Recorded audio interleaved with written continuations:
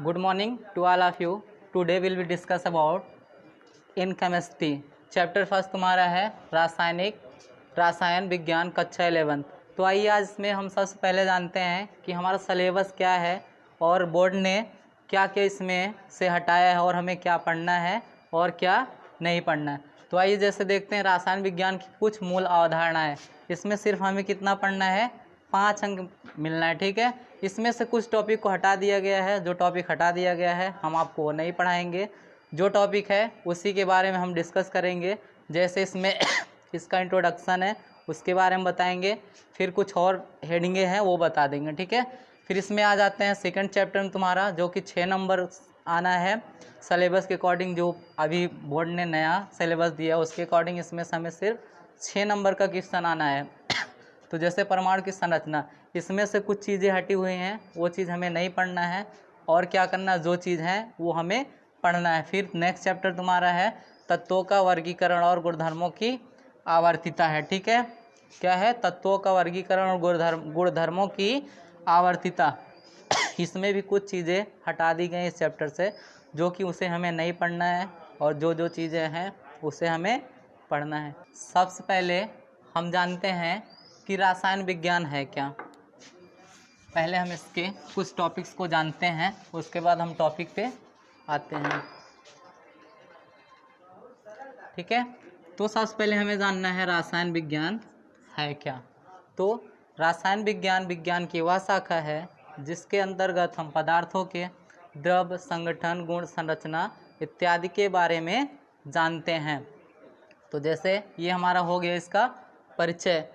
तो इसमें चलिए रसायन क्या वो जान लिया, पदार्थों का वर्गीकरण। अब इसमें रसायन विज्ञान में क्या है, पदार्थों का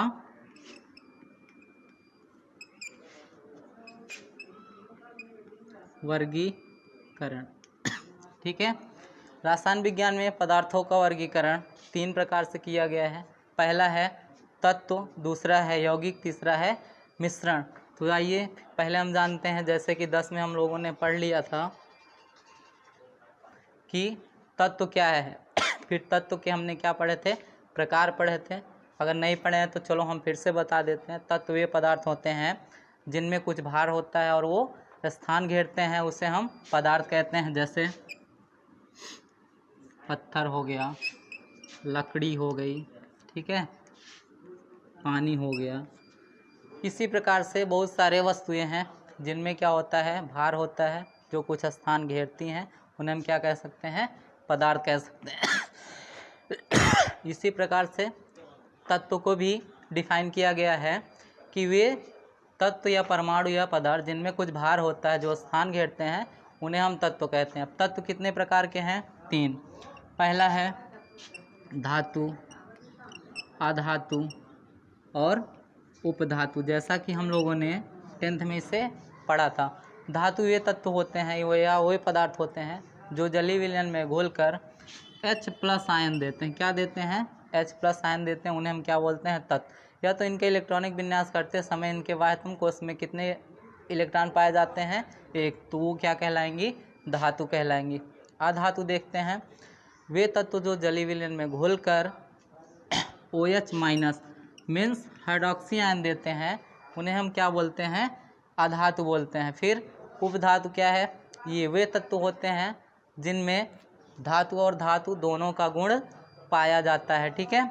इसी प्रकार से हम जानेंगे अब यौगिक। यौगिक क्या होता है, 2 या 2 से अधिक तत्वों को अभी तक हमने इनके बारे में पढ़ लिया। अब हम जानेंगे यौगिक क्या होता है।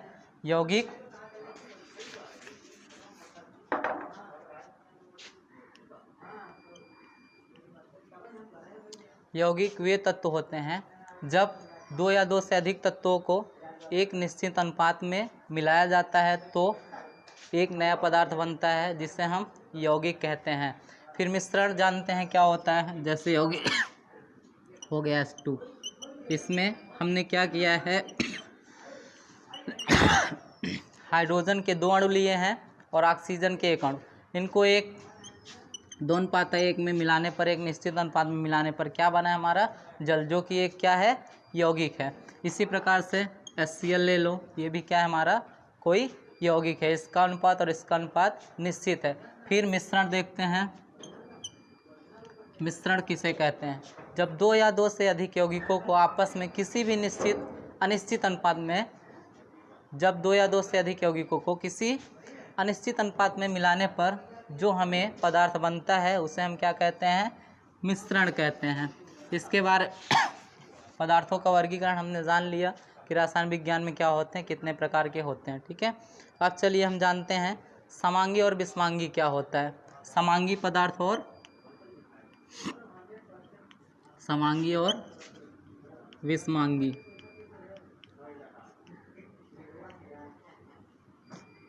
इट मीन्स समांगी। समांगी मीन्स होता है वे पदार्थ जिनके अणु तथा संरचना एक जैसी होती है, उन्हें हम कहते हैं समांगी पदार्थ। जैसे हम ले लेते हैं पानी और नींबू का रस। इनमें क्या करते हैं? एक दूसरे को मिला देते हैं। इनके अणु क्या होते हैं? एक समान, एक आकार के होते हैं, जो कि उसमें अलग अलग नहीं दिखाई देते हैं। जैसे पानी और नींबू के रस को मिला दिया जाए तो हम ये नहीं कह सकते कौन सा कण पानी का है, कौन सा नींबू का। इस प्रकार बने पदार्थ क्या होते हैं? समांगी होते हैं। समांगी पदार्थ का मतलब होता है वे पदार्थ जिनका आकार, आयतन, संरचना, गुण सभी एक जैसे होते हैं, वो क्या कहलाते हैं? समांगी पदार्थ कहलाते हैं। विषमांगी पदार्थ, अब जानेंगे हम क्या विषमांगी पदार्थ क्या होते हैं।